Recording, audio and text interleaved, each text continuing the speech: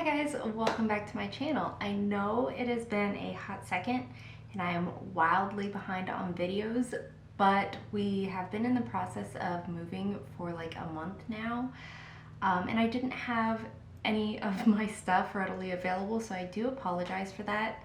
I am going to be playing catch up on filming intros and videos in general today, so if you see this exact setup, that is why.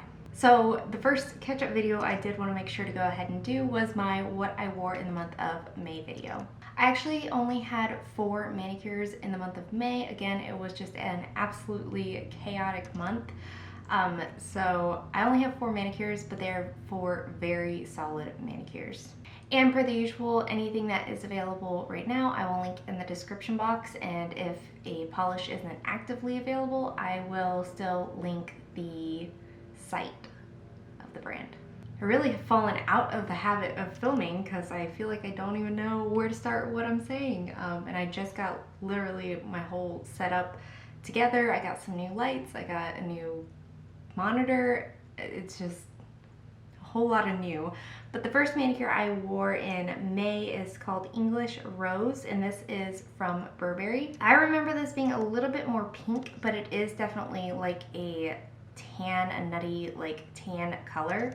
Very neutral, a little bit on the sheer side, but it was just one of those like super easy, no fuss, don't really have to think about it manicures. I do love the Burberry bottles. They come out like the little, obviously this would be very difficult to paint with. It does come off, and then the brush is very wide. It's not rounded, but I don't mind that. But the width of the brush is super easy to use. I've used this polish like specifically quite a few times and I've never been disappointed. I did end up needing 3 coats for full coverage. It did dry nice and glossy all on its own, and it was a very even manicure. So my swatch photo, you're going to see 3 coats of English Rose and a glossy top coat. The next manicure I wore was the complete opposite of soft, neutral, and easy to kind of match everything to. This is Hot Lips from Pampered Polish. This is a eye-searingly bright neon pink cream. Formula on this was excellent. I had 0 issues with running, pulling, staining, unevenness. It was a beautiful neon manicure. And I actually got a lot of compliments on it. People don't usually say much about my nails because they're used to them being painted and different all the time, but I got a lot of compliments on this polish. Excellent coverage. I did do 3 coats for full coverage, but that was more personal preference than anything. I had 2 coat coverage, but sometimes with neons, I find in like different lighting situations, I can see the unevenness of it. So for security on that, I did go ahead and go in with 3 coats. Per the usual of neons, it did dry to a satiny kind of finish, so I did want to polish it off with a glossy top coat, and that's exactly what I did. So in my swatch photo, you're going to see 3 coats of Hot Lips in a glossy top coat. The next manicure I wore is Life is Plastic from my brand Pampered Polishes. This is a white crelly, and it's got a variety of neon pink glitter in it. This is from the Barbie collection that I put out in May. Goodness. And this sold out really quickly. Unfortunately, I don't plan on restocking this. I do plan on doing a kind of part 2 to it, so stay tuned for that. But this one in particular was my favorite of the collection, I think. I just am a sucker for a white crelly, and pink is like my favorite color. So this one really called to me. Formula I think is good. I did do 2 coats for my manicure and I was very happy with that. The glitter comes out of the bottle organically and easily, and it does spread out relatively easily across the nail. There are some hidden star glitters in here though, neon pink star glitters that I did want to fish out of the bottle, so I got 1 per hand and placed those strategically. This is a glitter though, so it did dry with some texture. I went in with a glitter smoother before going in with a glossy top coat. I don't really think that was necessary, but I did intend on wearing this for a long time. This was my Mother's Day manicure, so I wanted to make sure it didn't need like another top coat later on down the road. I just don't enjoy doing that. If I'm going to do that, I want to repaint my nails altogether. So In my swatch photo, you're gonna see 2 coats of Life is Plastic and a glossy top coat.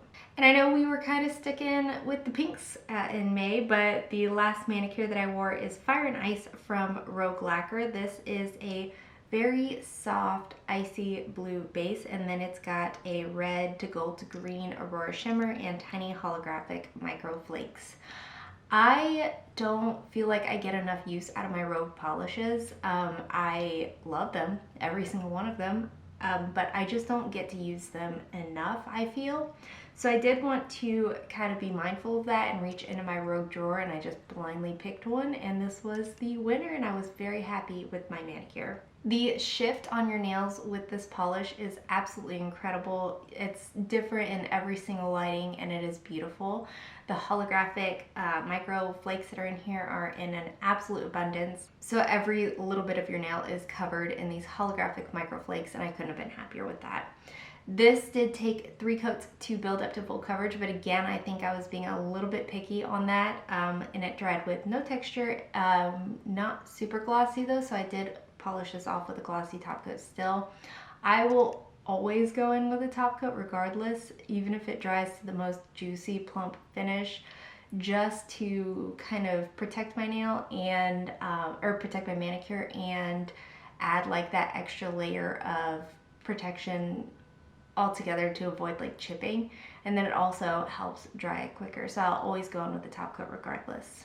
But in my swatch photo, you're going to see 3 coats of Fire and Ice and a glossy top coat. Also, some of the videos that I'll be filming today are older collections, not older, but like they have been out for probably a few weeks now, and I'm sure there's tons of reviews out there already, so if that's something you're still interested in seeing, please let me know. Otherwise, I probably won't get around to editing those, as I'm going to start getting new collections in for review, hopefully in the next like week or so. So if you're not interested in seeing the older videos, just let me know.